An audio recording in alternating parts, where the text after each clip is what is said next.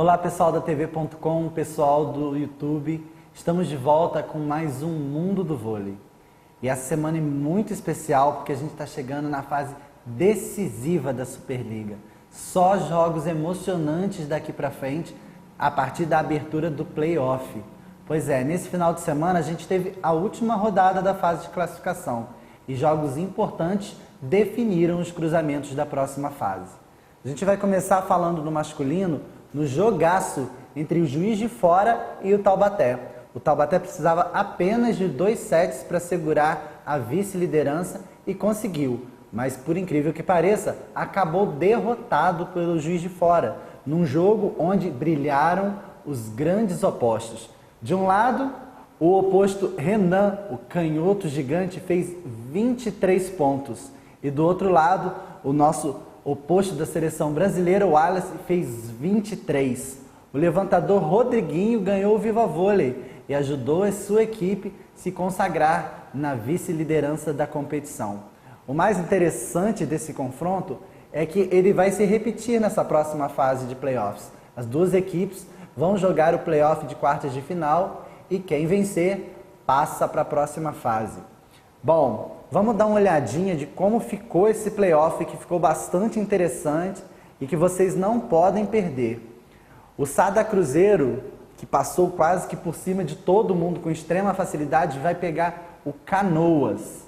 O Funvic Taubaté, como a gente acabou de falar, vai enfrentar mais uma vez o Juiz de Fora Vôlei. O SESI São Paulo pega o Minas Tênis Clube e o Vôlei Brasil Quirim, o Montes Claros. Bento Vôlei, Maringá, São Bernardo e Caramuru não conseguiram se classificar. Bom, para variar, na Superliga, geralmente as disputas de terceiro contra sexto e quarto contra quinto, geralmente são os jogos mais disputados. E aqui a gente vai ter uma disputa muito forte, principalmente, eu acredito, no jogo entre o Vôlei Brasil Quirim e o Montes Claros. São duas equipes muito equilibradas, os jogos deverão ter muita emoção e o mais bacana, galera, todos os jogos dos playoffs serão transmitidos pela TV, ou pela Rede TV, ou pela Sport TV, então você não perde nada. Fiquem ligados que no finalzinho do programa a gente vai ter a agenda para você não perder essas datas, porque os jogos prometem. O Sada Cruzeiro não deve ter dificuldade para passar pelo Canoas, apesar de que a gente costuma dizer que playoff é outro campeonato. As equipes crescem e podem surpreender. Mas acredito que deu o Sada. Taubaté e Juiz de Fora, até pelo retrospecto desse final de semana, pode ser que, se o Renan continuar inspirado, ele tem praticamente levado o time nas costas, pode beliscar aí um jogo ou outro, mas eu ainda acredito no Taubaté. Já o SESI e o Minas também é uma incógnita. O SESI tem convivido com muitas lesões e vai depender muito do seu time estar 100% em quadra. Se tiver, dificilmente vai perder para o Minas. Mas o Minas viveu altos e baixos durante todo o campeonato e se o BC, o cubano BC, jogar tudo que sabe, pode ser que surpreenda. Então fiquem ligados aí que as quartas de finais masculinas, para variar, vão ser emocionantes e imperdíveis. Então não vão perder tempo não, bora para o feminino agora. Na última rodada, 2 jogos definiram a fase de classificação. Primeiro, Rexona e Praia, num jogaço. Eu tive a oportunidade de assistir esse jogo e o Praia teve tudo para vencer o Rio de Janeiro pela primeira vez na história. Mas as mineiras deram muito mole nos últimos sets, erraram coisas bizonhas e deixaram escapar a vitória. E olha que o Rio estava sem 2 titulares. Tanto a Gabizinha quanto a Monique ficaram de fora do jogo, substituídas pela Drusila e pela oposta Elo. O jogo foi extremamente disputado. O Rio mostrou que tem muito conjunto e que não depende somente das titulares, mas, gente, cá para nós, o Praia perdeu uma grande chance. E com isso, acabou perdendo também a 2ª posição na classificação. Pois é, porque no segundo jogo a gente teve Bauru e Osasco. O Osasco aí ainda lutava com o Praia para ver quem ficaria em segundo. E o Osasco venceu por 3-1 o time do Bauru. Esse jogo também foi televisionado, foi um grande jogo, mas o Bauru parece que ainda falta alguma coisa. Tem a Juma, que é uma grande levantadora, a Taizinha é uma ponteira que vira quase tudo, mas o time peca em alguns momentos, principalmente na sua recepção. E o Osasco, que não está lá essas coisas, mostrou que ainda tem força, principalmente com a ponteira Tandara e a central Bia. Bom, com isso, vamos aos cruzamentos das quartas de final. No playoff, o Rexona pega o Esporte Clube Pinheiros. O Pinheiros depende muito da Bárbara, da oposta Bárbara, mas pode surpreender, pois joga com muita velocidade. A levantadora Ananda é extremamente rápida e aciona muito as centrais. Mas dificilmente vai dar outro resultado que não seja o Rio na próxima fase. O Vôlei Nestlé enfrenta o Fluminense que vem surpreendendo, fazendo uma campanha muito bacana. Mando aí um beijo para a Natasha, minha amiga, que está lá ajudando demais o time. E vamos ver, é um jogo onde o Osasco é franco favorito, mas o time do Fluminense tem a Sassá, que é extremamente experiente, a Renatinha, é um time que tem uma bagagem muito bacana e que já surpreendeu alguns grandes times nessa temporada. Outro jogo que não deve ter muita disputa é o Praia Clube versus o Brasília. O Brasília começou a Superliga super bem, chegou a ser vice-líder, mostrou muita força no trabalho do seu novo técnico, do Anderson, né, ex-seleção brasileira masculina, porém sentiu muita deficiência, principalmente na posição de oposta, onde a Andréia não se firmou, e na posição de líbero, onde a Silvana também deixou um pouco a desejar. Isso pesou um pouco para as ponteiras terem que virar quase todas as bolas, as centrais vêm muito forte, mas o time veio caindo e fez um retorno muito fraco. Dificilmente o Praia perde esse confronto, mas não custa a gente conferir porque as surpresas podem acontecer. O último confronto vai ser entre Camponesa Minas e o Genter Vôlei Bauru. Pois é, esse confronto, como eu já disse, confronto entre quarto e quinto geralmente é o mais disputado. E são duas equipes muito próximas, né? Como eu já falei do Bauru, que tem aí a Taizinha, tem as dominicanas, né? A Priscila Rivera, a Brenda Castilho, que é uma das melhores líberos do mundo, tem a Juma levantando muito bem, mas do outro lado a gente tem toda a experiência e categoria da central Carol Gataz, a gente tem a líbero Leia da seleção brasileira, temos nada menos do que Jaqueline, que dispensa apresentações, e a poderosíssima oposta Destiny Hooker dos Estados Unidos, que tem definido quase todos os jogos a favor do time mineiro. Então esse jogo, galera, eu digo, não percam, vai ser disputadíssimo, cada ponto vai fazer a diferença. Então a gente tem que ficar muito ligado e não perder nenhum detalhe. Bom, então, agora que a gente já falou um pouquinho de como vai ficar o playoff, eu vou deixar vocês com personalidades do vôlei.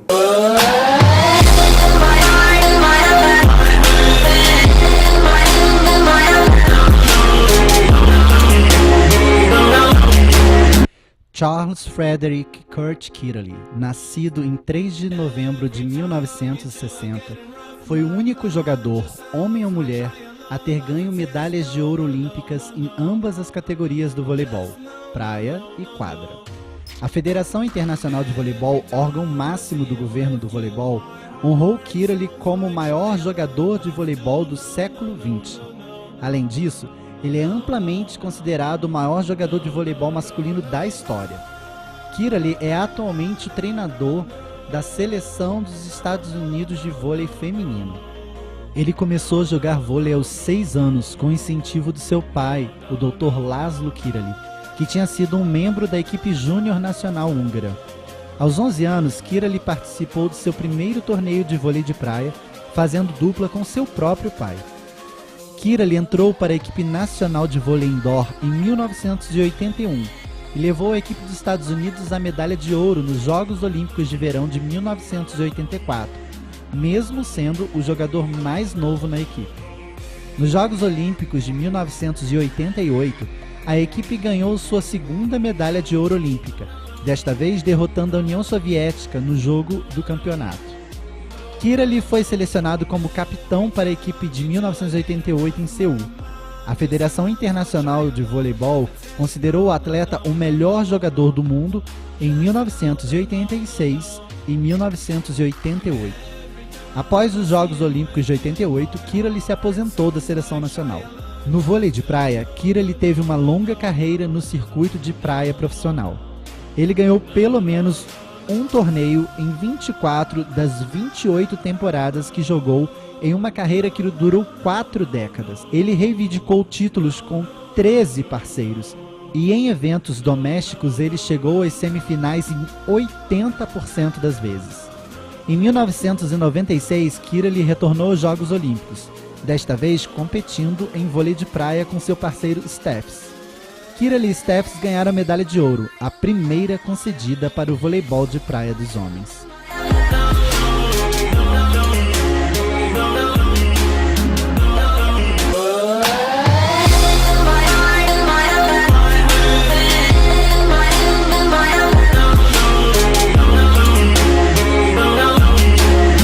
Bom, e agora depois de saber um pouco mais sobre esse monstro sagrado do voleibol que é o Kiraly, um jogador completíssimo tanto na quadra quanto na praia, a gente vai para o nosso saque rápido. Pois é, galera, no saque rápido a gente levou um susto essa semana. Em entrevista para a revista Veja Online, a ex-levantadora da seleção brasileira Fernanda Venturini soltou uma bomba. Pois é, a Unilever, patrocinadora há 20 anos do time do Rio de Janeiro, vai deixar a equipe. Pois é, na segunda-feira, os torcedores cariocas ficaram desesperados com essa notícia, com medo do multicampeão fechar suas portas. Mas acalme-se, pode respirar tranquilo, porque já no dia de ontem, o Sesc Rio resolveu assumir toda a operação da equipe, ou seja, nada muda no planejamento, nem para esse ano, muito menos para o ano que vem. O multicampeão Rio de Janeiro vai continuar firme e forte e, dessa vez, patrocinado somente pelo Sesc. Só para a gente dar aí uma palhinha do que é o Rio de Janeiro, vamos falar dos principais títulos que essa equipe já conquistou. Bom, foram 4 títulos sul-americanos, 11, não é pouco não, 11 títulos da Superliga Nacional, 3 títulos da Copa do Brasil, 2 Supercopas brasileiras, uma Supercopa dos Campeões, 12 campeonatos cariocas, uma Copa Rio, 2 torneios Top Vôlei e 3 Salompas Cup. Dá até para cansar, né, galera? O time é multicampeão e realmente não merecia acabar dessa forma. Bom, agora que a gente deu essa notícia meio lá, meio cá, meio bombástica, mas já aliviando, a gente vai para a nossa agenda.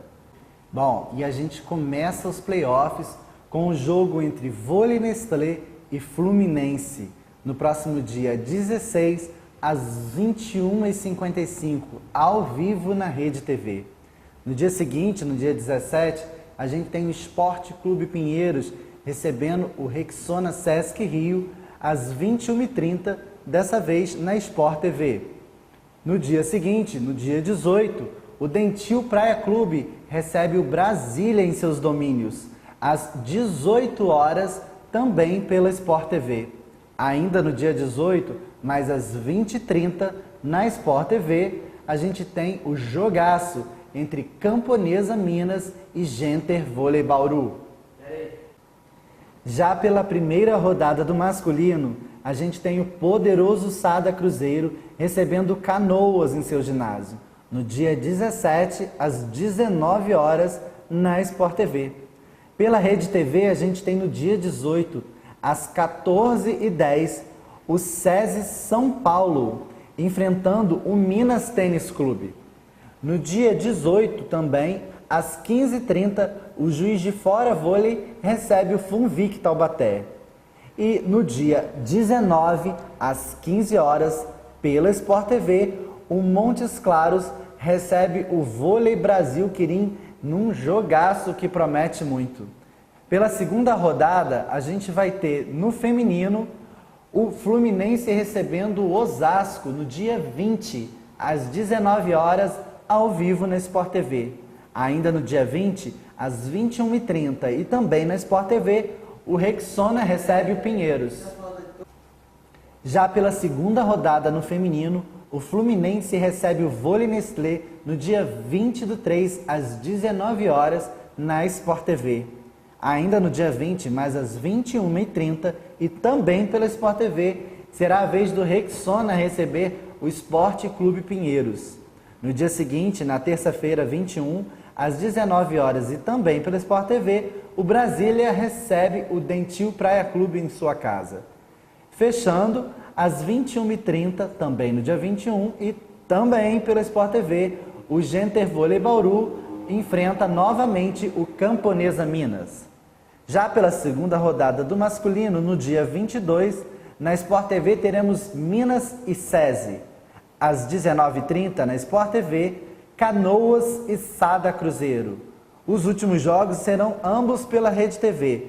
No dia 23, às 21h55, o Funvic Taubaté recebe o Juiz de Fora Vôlei. E no dia 25, às 2h10, também na Rede TV, a gente vai ter o Vôlei Brasil Quirim recebendo o Montes Claros Vôlei. E assim a gente encerra as duas primeiras rodadas, podendo ou não ter a terceira, dependendo do resultado dos jogos. E eu espero vocês na semana que vem para a gente conferir essa fase final eletrizante das Superligas, galera. Não podemos perder nenhum jogo sequer, hein? Aguardo vocês. Um beijo grande e até lá.